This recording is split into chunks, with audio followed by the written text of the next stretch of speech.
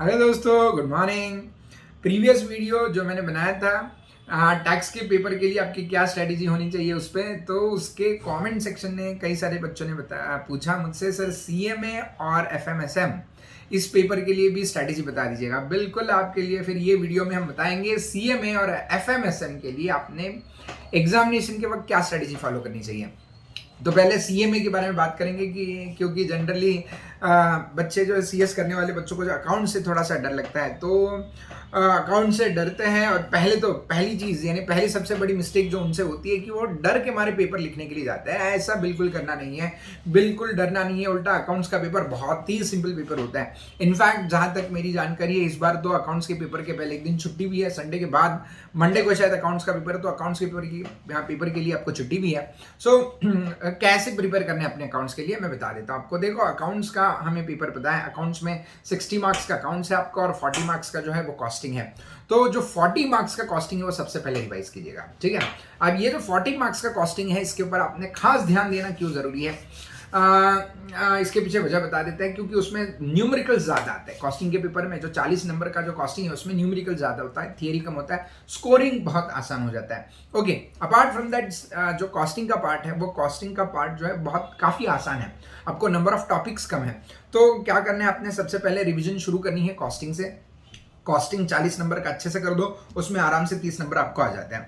अब रही बात बचे हुए 60 मार्क्स के अकाउंट्स के पेपर की। अब उसके लिए स्ट्रेटेजी कैसे होनी चाहिए। अब अकाउंट्स के पेपर में आपने किन टॉपिक्स पे फोकस करना है। पहले तो जो थियरी के टॉपिक है उस पर फोकस करो, अंडर राइटिंग के टॉपिक पे फोकस करना, शेयर कैपिटल के टॉपिक पे फोकस करना, और उसके अलावा वैल्यू एडेड स्टेटमेंट्स वाले टॉपिक है उस पर फोकस करना, वैल्यूएशन की पार्ट पे फोकस करना, ठीक है।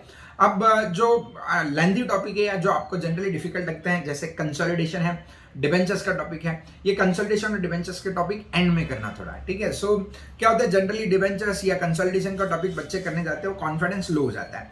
तो यही गलती होती है एग्जामिनेशन की एक दिन पहले, कि कंसोलिडेशन और डिबेंचर्स के से रिवीजन स्टार्ट करते हैं। हार्डली कंसोलिडेशन और डिबेंचर का टॉपिक 4 से 5 नंबर के लिए आता है, उससे ज्यादा नंबर के लिए नहीं आता है, ठीक है। सो जिन बच्चों ने अभी एट प्रेजेंट डिबेंचर्स या कंसोलिडेशन का टॉपिक प्रिपेयर नहीं किया होगा, तो टेंशन लेने की जरूरत नहीं है। बचे हुए टॉपिक के बेसिस पे भी आप 55-60 नंबर आराम से लेके आ सकते हो। तो स्ट्रैटेजी काफी सिंपल है। पहले focus on costing, 40 number secure कर लेना। उसके बाद अकाउंट्स में, ठीक है, अकाउंट्स जब करोगे तो वैल्यूएशन का पार्ट अच्छे से करना। Then underwriting, share capital और वैल्यू एडेड स्टेटमेंट और थियरी के जो टॉपिक्स है वो अच्छे से करोगे। उसके बाद फिर डिबेंचर्स और कंसोलिडेशन के ऊपर फोकस करोगे तो भी आपका काम बन जाएगा। कंपनी फाइनल अकाउंट्स का टॉपिक करते वक्त शेड्यूल्स वगैरह ठीक से देखना, और शेड्यूल्स की कंटेंट क्या है वो एक बार ठीक से देख लेना। ओके, सो ये रही अकाउंट्स के पेपर की स्ट्रेटेजी। अब हम बात करेंगे फाइनेंशियल एंड स्ट्रेटेजिक मैनेजमेंट के पेपर के बारे में, एफएमएसएम।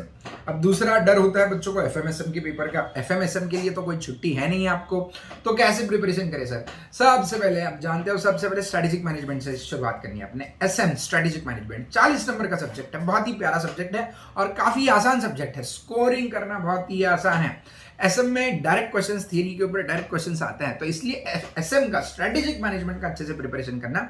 एक बार एसएम का प्रिपरेशन आपका हो जाता है, तो फाइनेंशियल मैनेजमेंट में कौन से टॉपिक्स पहले आप देखेंगे।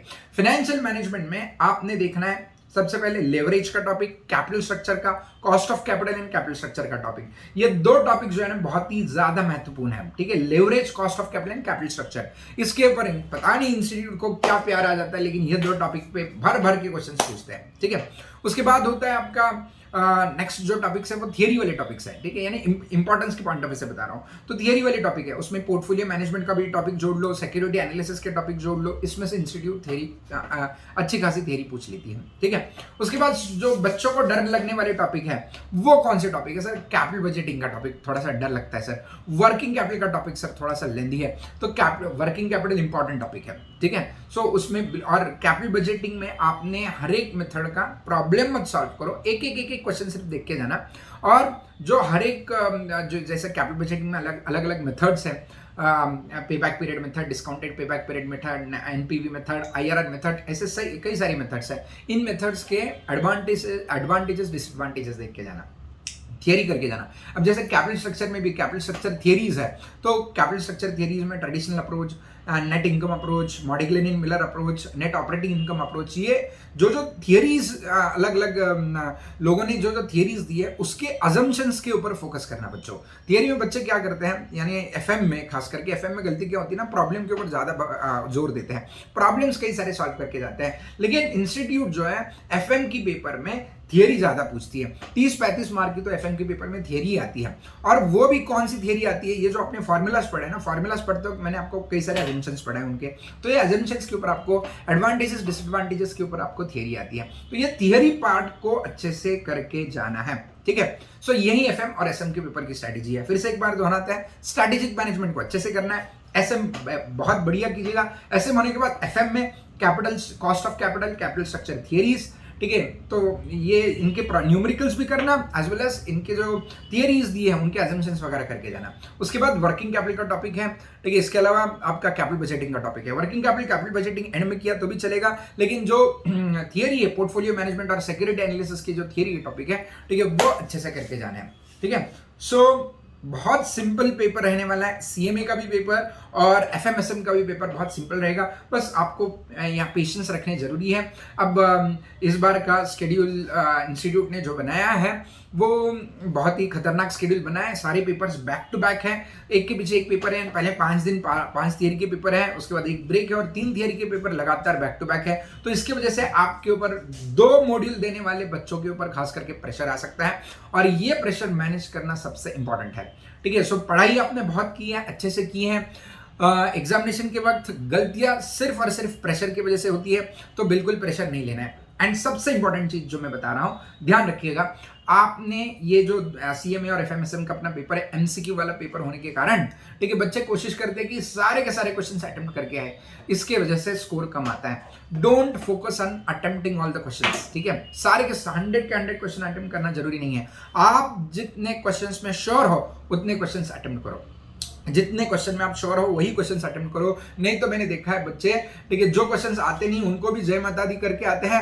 और उसके चलते निगेटिव मार्किंग में उनके कई सारे मार्क्स चले जाते हैं, तो ऐसा नहीं होना चाहिए। इसलिए जितने क्वेश्चंस के ऊपर आप श्योर हो वही क्वेश्चंस अटेम्प्ट कीजिएगा, जिन पे आप श्योर नहीं हो वो छोड़ दीजिएगा, उसके लिए कोई मार्क कटने वाला नहीं है, ठीक है। चलो, wish you good luck, all the best, अच्छे से पढ़ना, और इसके अलावा भी अगर मेरे से कोई गाइडेंस चाहिए तो feel free to contact me on my WhatsApp number. Thank you very much.